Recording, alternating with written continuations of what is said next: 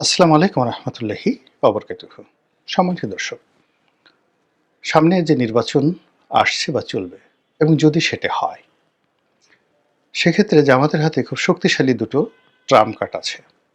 আশ্চর্য দুটি তুরুপের তাস আছে, যে তুরুপের তাস এই মুহূর্তে অন্য কোনো দলের হাতে নেই। আচ্ছা, আপনারা একটু চিন্তা করেন তো নিজে নিজে, যারা এই রাজনীতির বিশ্লেষণ শুনেন বা ইউটিউবে বিভিন্ন কন্টেন্ট দেখেন, একটু চিন্তা করেন জাস্ট 1 মিনিটের মধ্যে। এর কারণ হলো, এই যে দুটো তুরুপের তাস আছে, দুটো ট্রাম্প কার্ড আছে জামাতের হাতে, যেটি বাংলাদেশের এই মুহূর্তে অন্য কোনো রাজনৈতিক দলের হাতে নেই, দুটো একসঙ্গে। তো সেটা কি হতে পারে? জাস্ট 1 2 3 4 চিন্তা করেন। আমি এই ভিডিওটি যখন বানালাম, এই হেডলাইনটি দেওয়ার সঙ্গে সঙ্গে কিন্তু আমার উইদিন 1 সেকেন্ডের মধ্যে কিন্তু আমার এই ধারণাটা চলে আসলো, চিন্তাটা চলে আসলো। যে চিন্তাটা চলে আসলো সেটা আপনাদের সাথে শেয়ার করছি। আর এই সময়টার মধ্যে আপনারা হয়তো ইতিমধ্যে চিন্তা করে ফেলেছেন যে জামাতের হাতে কোন দুটি তুরুপের তাস আছে, ট্রাম্প কার্ড আছে, যেটি দিয়ে আগামীতে রাজনীতির ময়দানে ভেলকিবাজি তারা দেখাবে। ভেলকিবাজি তো বুঝেন, সমস্ত লোকদেরকে বোকা বানানো, বেকুব বানিয়ে ফেলা। যেভাবে আমরা জাদু দেখি, বান দেখি, টোনামারা দেখি, ম্যাজিক যেটিকে বলা হয়, ম্যাজিক্যাল পাওয়ার। তো ম্যাজিক মূলত আসলে একটা কৌশল, একটি বৈজ্ঞানিক পন্থা। কখনো দেখা যাচ্ছে যে কোথাও কোনো রসায়ন হয়, অর্থাৎ আগুন জ্বলে গেল, এটা একটি কেমিক্যালের সাথে আর একটা কেমিক্যাল সেটিকে লাগিয়ে দেওয়া। বা ধরুন, আপনি অদৃশ্য হয়ে গেলেন, আপনি আকাশে উড়ছেন, আপনাকে দ্বিখণ্ডিত করে ফেলা হলো। এই বিষয়গুলো যে হাতের কারসাজি, চতুরতা, এবং মানুষ বুঝতে পারে না, অর্থাৎ যে কাজটি করে তার এই কাজ যে করার এতটা দক্ষতা যে যারা দর্শক তারা মুহূর্তের মধ্যে বুঝতে পারে না যে আসলে কি ঘটছে। এই জন্য এটা ম্যাজিক বলা হয় একে।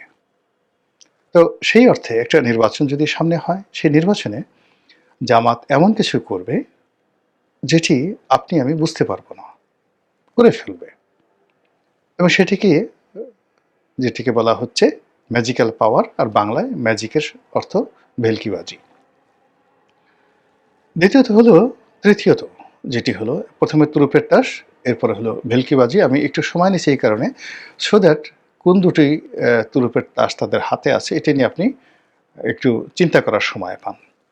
তো তুরুপের তাস নিয়ে বলবো, ভেলকিবাজি নিয়ে বলবো, আর থার্ড যেটা বলবো সেটা হলো যে জামাত যে সামনের নির্বাচন যেটি করবে সেটি একটা ম্যাটিকুলাস ডিজাইনের অধীনে তারা এই কাজটি করবে, এবং that will B a new meticulous design. New meticulous design বললাম এই কারণে যে আপনারা জানেন যে গত যে বিপ্লবটি বা গণ অভ্যুত্থানটি, জুলাই আগস্ট আন্দোলনটি, এটির নেতৃত্বে ছিল জামাত। ডক্টর মোহাম্মদ ইউনূস, মাহফুজ, অথবা ধরুন জনাব তারেক রহমান সাহেব, বিএনপি, আরও অনেক দল এটার ক্রেডিট নেওয়ার জন্য বা অনেকে তাদেরকে ক্রেডিট দেওয়ার জন্য যত কথাই বলুক না কেন, নিষ্ঠুর এবং নির্মম বাস্তবতা হলো যে এই যে আন্দোলনটি, এটিকে দানা বাঁধানো, এটিকে লালন পালন করা এবং এটাকে পূর্ণতা দেওয়ার জন্য যে একটা পরিকল্পনা, সেটি প্রায় ১.৫-২ বছর আগের থেকে জামাত করছে। ২ বছর আগের থেকে, অর্থাৎ সে ধরুন ২০২৪-এর আগস্ট মাসে যদি এটা হয়ে থাকে, তাহলে এটা ২০২২ সনের আগস্ট মাসে তারা এটা শুরু করেছে। আর এটার জন্য তারা যে পরিকল্পনা, সিদ্ধান্ত তারা নিয়েছে আরও অনেক আগের থেকে, ১০ বছর আগের থেকে, মোর দ্যান 10 ইয়ার্স, যে তারা এরকম একটি কাণ্ড ঘটাবে। এজন্য তারা শিবিরকে শক্তিশালী করেছে, নিজেদেরকে শক্তিশালী করেছে, এবং এটা যদি ফেল করে তাহলে সম্ভাব্য ক্ষয়ক্ষতি কী হবে সেটা মেনে নেওয়ার মতো মন মানসিকতা তারা অর্জন করেছে। তারপর যদি ফেল করে বিকল্প কি করা যেতে পারে, এমনকি সশস্ত্র যুদ্ধ তারা করবে এই ধরনের কথাও মানে তাদের মধ্যে ছিল। যদি তারা ফেল করে তারা অস্ত্র হাতে যুদ্ধ করবে, গেরিলা যুদ্ধ করবে। তো এই যে জামাতের যে ম্যাটিকুলাস ডিজাইন সেটা তো সফল হয়েছে। তো সেই সফলতার প্রেক্ষিতে যদি সামনে নির্বাচনকে কেন্দ্র করে তারা আরেকটি ম্যাটিকুলাস ডিজাইন করে থাকে, that will B a new meticulous design, নয়া ম্যাটিকুলাস ডিজাইন। এই তিনটি বিষয় নিয়ে আলোচনা করবো। এখন প্রথমটাতে আসি। প্রথমটা হলো তাদের হাতে দুটো ট্রাম্প কার্ড একসঙ্গে আছে এই মুহূর্তে। প্রথম ট্রাম্প কার্ডটা হলো তারা সম্প্রতি মুক্তিযুদ্ধ নিয়ে রাজনৈতিক দলগুলো যে ব্যবসা করে, নিজেদের দলে কজন মুক্তিযোদ্ধা আছে, কজন বীর প্রতীক আছে, বীর উত্তম আছে, কজন মুক্তিযোদ্ধার সন্তান সন্ততি পরিবার পরিজন দলের মধ্যে আছে, এটি নিয়ে বিএনপি এবং আওয়ামী লীগ যে গর্ব করতেন, জাতীয় পার্টি যে গর্ব করতেন, এবং এটা নিয়ে তারা নানা রকম ন্যারেটিভ তৈরি করতেন, এই জায়গাটি জামাত ছিল একেবারে শূন্য, তাদের কোনো পুঁজি ছিল না। কিন্তু সাম্প্রতিক সময় তারা দলের মধ্যে হিন্দুদেরকে স্থান দিয়েছে, প্রার্থীরূপে মেয়েদেরকে তারা পছন্দ করেছে, এবং একেবারে নামকরা মুক্তিযোদ্ধা, বেশ কয়েকজন নামকরা মুক্তিযোদ্ধাদেরকে তাদের দলে তারা ভিড়িয়েছে। এটা তাদের একটা ১ নম্বর তুরুপের তাস। এবং এই ধরনের মুক্তিযোদ্ধা যারা আছে তারা যখন জামাতের পক্ষে কথা বলবেন, জামাতের প্ল্যাটফর্মে দাঁড়িয়ে মুক্তিযোদ্ধার কথা বলবেন, এবং সেই প্ল্যাটফর্মে দাঁড়িয়ে আওয়ামী লীগ এবং বিএনপিকে গালাগাল দিবেন, খিস্তি খবর দিবেন, তখন ওটা শুনতে যে কত মজা লাগবে। মানুষ দলে দলে সেই কর্নেল অলি গিয়ে যদি এখন জিয়াউর রহমানের বিরুদ্ধে বলেন, তিনি যদি বলেন যে মানে যেটা কর্নেল অলি আমাকে বলেছেন, প্রেসিডেন্ট জিয়াউর রহমান কর্নেল অলিকে উস্তাদ ডাকতেন, শিক্ষক ডাকতেন, টিচার ডাকতেন, তাকে উস্তাদ, সারা জীবন উস্তাদ ডাকতেন। তো ওইরকম তাদের সম্পর্ক। বেগম জিয়ার সঙ্গে কর্নেল অলির যে ব্যক্তিগত একটা সম্পর্ক ছিল, বেগম জিয়া তাকে অসম্ভব রকম শ্রদ্ধা করতেন জিয়াউর রহমান সাহেবের ঘনিষ্ঠজন হিসাবে। তিনি পারিবারিক বন্ধু ছিলেন। কাজী জিয়া পরিবারকে ডুবানোর জন্য, বিএনপিকে ডুবানোর জন্য কর্নেল অলির একটা প্ল্যাটফর্ম দরকার, এবং সেই প্ল্যাটফর্মটা যদি জামাতের হয়। দ্বিতীয়ত, কর্নেল অলির যে নির্বাচনী এলাকা, সেই নির্বাচনী এলাকায় জামাতের প্রাধান্য, ওখানে বিএনপি নেই। কর্নেল অলি মানে ওখানে দুটো কনস্টিটিউয়েন্সি, দুটো নির্বাচনী এলাকা, এই দুটো নির্বাচনী এলাকাতেই যাকে বলা হয় কর্নেল অলির নিদারুণ কর্তৃত্ব রয়েছে। এখন তার সঙ্গে যখন জামাত যুক্ত হলো, তখন পুরো চট্টগ্রামের রাজনীতি, কক্সবাজারের রাজনীতি, এর উপরে কর্নেল অলির একটা কর্তৃত্ব চলে আসবে। তার সঙ্গে সঙ্গে হিল্ট রাখছে, যেহেতু তিনি আর্মি ম্যান, আর্মির সঙ্গে তার একটা ভালো সম্পর্ক, মুক্তিযুদ্ধের তিনি অত্যন্ত গুরুত্বপূর্ণ একজন অধিকর্তা ছিলেন, এবং চট্টগ্রামের মানুষ। ফলে ওই এলাকাতে জামাতের এমনি শক্তি আছে। আপনার সাতকানিয়া, চন্দনাইশ, এই সমস্ত এলাকাতে কর্নেল অলি এবং জামাতের যে শক্তি, ওখানে বিএনপির কোনো লোক দাঁড়াতে পারবে না। এবং আপনারা যারা ওই সাতকানিয়া ওই এলাকা চিনেন, এবং ওটা দিয়ে আপনার কক্সবাজারে যেতে হয়, এবং ওখানে যদি জামাত এবং কর্নেল অলি দাঁড়ায়, তাহলে কক্সবাজারে সালাউদ্দিন সাহেব কক্সবাজারে যেতে পারবেন না। অন্যদিকে এদিকে এসে যদি আপনি নোয়াখালী, সীতাকুণ্ড, এই কিছু কিছু এলাকাতে আছে যেখানে জামাতের আধিপত্য আছে, চট্টগ্রামে যাওয়ার পথে চট্টগ্রামের লোকজন মানে সেখানে একটা শহরে তাদের একটা শক্তি আছে। দ্বিতীয়ত, চট্টগ্রাম বিশ্ববিদ্যালয়। তৃতীয়ত, পার্বত্য অঞ্চলে তাদের সেই যে এই যে সাদিক কায়েম ঢাকা ডাকসুর ভিপি হয়ে আসছে, তো বান্দরবন, খাগড়াছড়ি, এইরকম গহীন এলাকাতে উপজাতিদের মধ্যে সেই জামাতের যে সাংগঠনিক শক্তি আছে, এটা শান্তি বাহিনীর চেয়ে কোনো অংশে কম নয়। তো সেই জায়গাতে কর্নেল অলি, মেজর আক্তারের মতো লোক এখানে যে আসছে, তারা মঞ্চে দাঁড়িয়ে যদি বিএনপিকে এবং আওয়ামী লীগকে ধুমসে গালাগালি দেয়, এগুলো শুনতে মানে মানুষ কী করবে, পালা গানের মতো সে শুনবে। বিচার গান যেভাবে শুনে, পালা গান যেভাবে শুনে, তারপরে ওই যে গাজীর গীত যেভাবে শুনে, এইভাবে কর্নেল অলি এবং মেজর আক্তার এরকম আরও ২-৪ জন লোককে যদি জামাত বের করে, এবং যদি জামাত মনে করেন শাহজাহান ওমরকে বের করে নিয়ে আসে, ব্যারিস্টার শাহজাহান ওমরকে বের করে নিয়ে আসে, তো এরা যদি বলতে থাকেন জামাতের মানে বিএনপির বিরুদ্ধে এবং আওয়ামী লীগের বিরুদ্ধে, এটা তাদের একটা নাম্বার 1 তুরুপের তাস। ২ নম্বর তুরুপের তাস এই ২৪-এর যে গণ অভ্যুত্থান, ২৪-এর যে আন্দোলন, এটা জামাত এবং এনসিপিকে বলা হতো যে জামাতের বি টিম। এনসিপি স্বীকার করেনি, কিন্তু এখন তাদের ঐক্য হয়ে গেছে, ফলে এটা প্রকাশ্য, ওপেন। তো এনসিপি, এবি পার্টি, জামাত মূলত তারাই কিন্তু এই যে ২৪-এর গণ অভ্যুত্থানের আগের যে মূল যে কাজগুলো, গ্রাউন্ড ওয়ার্কগুলো, তারা কিন্তু এই কাজগুলো করেছে। এর সঙ্গে দেশি যোগ থাকতে পারে, বিদেশি কূটনীতিকদের যোগ থাকতে পারে, আরও অনেক কিছু, বাট মূল হলো এখানে জামাত এবং এনসিপি। এবি পার্টির কথা বলছে অনেকে, কিন্তু এবি পার্টি আছে, কিন্তু আমি এনসিপির কথাই ধরি, এখন সেই এনসিপি তাদের সঙ্গে আছে।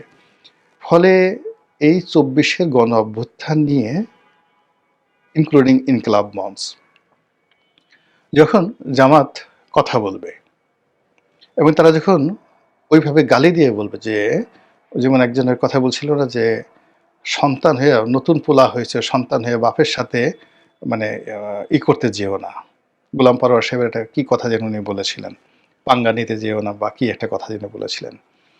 তো তদ্রূপ যদি বিএনপি নিয়ে, তারেক রহমান সাহেবকে নিয়ে, মির্জা ফখরুল সাহেবকে নিয়ে, অন্যান্য যে সকল মির্জা আব্বাস রয়েছেন, তাদেরকে যদি বলেন যে ২৪-এর এই যে গণ অভ্যুত্থানের প্রেক্ষিতে তারেক রহমান সাহেব দেশে আসছেন, খালেদা জিয়া মুক্ত হয়েছেন, চিকিৎসার জন্য বিদেশে গিয়েছেন, বিএনপি রাজনীতি করার সুযোগ পেয়েছে, বিএনপির নেতাকর্মীরা সব জেল থেকে বের হয়েছে, সবই ২৪-এর গণ অভ্যুত্থানের কারণে, এবং এই কাজটা জামাত করেছে। জামাতের দয়ায় এই কাজ করে, জামাতের কর্মের কাজ করেছে জামাত, আর ফল খাওয়া তোমরা, এটা হবে? আপনি বলেন তো, এই কথার উত্তর কিভাবে বিএনপি দিতে পারবে না। এর কারণে রেকর্ড আছে তো, নির্বাচন মানে এই যে জুলাই আগস্ট বিপ্লবের সময়টাতে জুলাই মাসে মির্জা ফখরুল সাহেব কি বলেছেন, জুনে কি বলেছেন, আগস্ট মাসের ১-২ তারিখে কি বলেছেন, এগুলো সব রেকর্ড। এখন সেই রেকর্ড যদি একদিকে বাজানো হয়, আর জামাতের যারা লোকজন রয়েছে, এনসিপির যারা লোকজন রয়েছে, জামাতের প্ল্যাটফর্ম ব্যবহার করে যদি এই ২৪-এর ব্যাপারে তারা খোঁটা দেয়, যে তারেক রহমান সাহেব যে বাংলাদেশে আসছে তো আমাদের জন্য, আমাদের দয়ায়, আমাদের করুণায়, বলেন তো কি জবাব দিবে? এই গেল তুরুপের তাস। এই তুরুপের তাস সামনের নির্বাচনে ব্যবহৃত হবে, ভীষণভাবে ব্যবহৃত হবে, এতে কোনো সন্দেহ নাই। এরপরে যেটা আছে সেটা হলো যে ম্যাটিকুলাস ডিজাইন, যেটা বললাম যে নয়া ম্যাটিকুলাস ডিজাইন। নির্বাচনকে কেন্দ্র করে পর্দার আড়ালে যে খেলাগুলো হচ্ছে, সব কথা যেহেতু ডকুমেন্ট নাই, আমি বলতে পারবো না। এখানে দেয়ার আর ম্যানি পক্ষ, ম্যানি এজেন্সিস, যেটিকে আমি পক্ষ বলি, তারা পর্দার আড়ালে যে সকল খেলা খেলছে, অনেকগুলো প্রার্থী স্বতন্ত্র হিসেবে, বিভিন্ন দলের প্রার্থী হিসেবে, আপনি যাদেরকে কাউন্ট করতে পারছেন না, তাদেরকে ভোট ম্যানিপুলেশন থেকে শুরু করে অন্য বিষয়ে আগাম জানিয়ে দেওয়া হয়েছে তোমরাই এমপি হবে, অথচ আপনি তাদের নামও এখনো জানেন না, বলা হয়েছে তাদেরকে এমপি হবে। এই যে একটা ম্যাটিকুলাস ডিজাইন, নয়া ম্যাটিকুলাস ডিজাইন, এটা বিএনপির লোক কিন্তু এখন পর্যন্ত কল্পনাও করতে পারছেন না। ফলে কি হলো, এই যে নির্বাচনের যে সময় যত ঘনিয়ে আসছে বা ঘনিয়ে আসবে, কিংবা নির্বাচনের সম্ভাবনা যদি বাদ হয়, নির্বাচনের একটা নতুন ডেট, মানে যেভাবেই যাক না কেন, নির্বাচন হলে জামাতের এক ধরনের প্ল্যান এ আছে, নির্বাচন যদি ডিলে হয় জামাতের প্ল্যান বি, নির্বাচন যদি একেবারে সহসা না হয়, কোনো একটা পরিবেশ পরিস্থিতি তৈরি হয়ে যায়, তাহলে প্ল্যান সি। সেই প্ল্যান সিকে মোকাবেলা করার জন্য জামাতের যে মাস্টার প্ল্যান আছে, ম্যাটিকুলাস ডিজাইন আছে, এই ডিজাইনটি মূলত বিএনপি বা অন্য যে রাজনৈতিক দলগুলো আছে তাদের কিন্তু সেই ডিজাইনটা নেই। আরেকটি হলো যে নির্বাচন, এখন সেই নির্বাচনে যে তারা যে ম্যাটিকুলাস ডিজাইন সেটা করবে, এটা তো বললাম যে এইভাবে এইভাবে। আরেকটা হলো ভেলকিবাজি। মানে আপনি দেখাবেন কলা, দিবেন মূলা, দেখাবেন আপেল, খাওয়াবেন মাকাল ফল। তো এই যে এই মুহূর্তে দেখুন যে জামাত কেন্দ্রিক যে নাটকগুলো তৈরি হচ্ছে, এই প্রতিদিনই এ আসছে, এ যাচ্ছে, এটা হবে, এটা হবে না। মানে সব মিলে ঘুরে ফিরে জামাত একবার সেই ঘুড়ি রশি ছেড়ে দিচ্ছে বিএনপির দিকে, আবার রশি টান দিচ্ছে, আবার একদিকে একটা তথ্য দিয়ে দিচ্ছে, আরেকদিকে আরেক তথ্য নিয়ে টানাটানি করছে। পুরো জিনিসটাই একটা নাটকীয়তা, একটা ভেলকিবাজি রাজনীতির ময়দানে। এটাকে আপনি নির্বাচনী একটা যুদ্ধ হিসেবে যদি বর্ণনা করেন, তাহলে অনেকটা গেরিলা কায়দায় তারা যে কাজগুলো করছে, এটি তাদের যারা প্রতিপক্ষ তারা এখন পর্যন্ত কাউন্টই করতে পারছে না। যখন জামাত বিএনপির সঙ্গে ছিল বিভিন্ন সময়টিতে, বিএনপি যারা লোকজন আছে তারা শুধু জামাতের দাড়ি দেখছে, টুপি দেখছে, কেমন দাড়ি কেমন টুপি, আতর মাখে গায়ে, এরকম দেখছে, লুঙ্গি পাজামা পাঞ্জাবি দেখছে। কিন্তু জামাত যে কাজটি করেছে এখন যেটা বুঝি, বিএনপির লোকজন কি ধরনের আন্ডারওয়্যার পরে, কি ধরনের মোজা পরে, গেঞ্জি কি, তারা মানে আন্ডার আর্ম বগলের নিচে কি ধরনের ডিওড্রান্ট ব্যবহার করে, কার বগলে কেমন গন্ধ, মাথায় কার কতটুকু খুশকি আছে, নাকের মধ্যে কার কতটুকু ময়লা আছে, ঘুমার ঘরে কে কতবার নাক ডাকে, কার কয়জন গার্লফ্রেন্ড আছে, দেশ বিদেশে কার কয়টা বাড়ি আছে, কার কতটুকু অবৈধ ইনকাম আছে, কার কি দুর্বলতা আছে, প্রত্যেকটা জিনিস অন্ততপক্ষে তাদের যারা রাজনৈতিক প্রতিপক্ষ তাদের সবার আমলনামার অডিও, ভিডিও এবং ডকুমেন্টারি তারা তৈরি করে রেখেছে। আর এগুলো প্রচার করার জন্য তাদের বট বাহিনী আছে, তাদের ভাড়া করা ইউটিউবার আছে দেশে দেশের ভিতরে, এবং তারা যদি কাউকে টার্গেট করে বেইজ্জতি করতে চায়, তাহলে যে কোনো সময় যে কোনো মানুষকে তারা বেইজ্জতি করে দিতে পারে। এবং এই সময়টিতে আপনি দেখেন, আমি নাম বলবো না, বিএনপির বেশ কয়েকজন শীর্ষ নেতাকে তারা টার্গেট করেছে, এবং টার্গেট করে তাদেরকে নিয়ে যে সকল কথাবার্তা ছাড়ানো হচ্ছে, বিএনপি যদি নির্বাচনে জয়লাভ করেও ওই মানুষগুলোর তকদির কিন্তু পুড়ে গেছে। কারো বিরুদ্ধে আর্থিক কেলেঙ্কারি, কারো বিরুদ্ধে ব্যাংক ডাকাতি, কারো বিরুদ্ধে এস আলমের সহযোগী হওয়া, কারো বিরুদ্ধে আরও নানা রকম কল্পকাহিনী। আর ঘুরে ফিরে নানা রকম সেই 2001 থেকে 2006 পর্যন্ত বিএনপি শাসনামলের নানা কাহিনী, এখন তো আওয়ামী লীগ নাই, এগুলো কারার সামনে নিয়ে আসছে।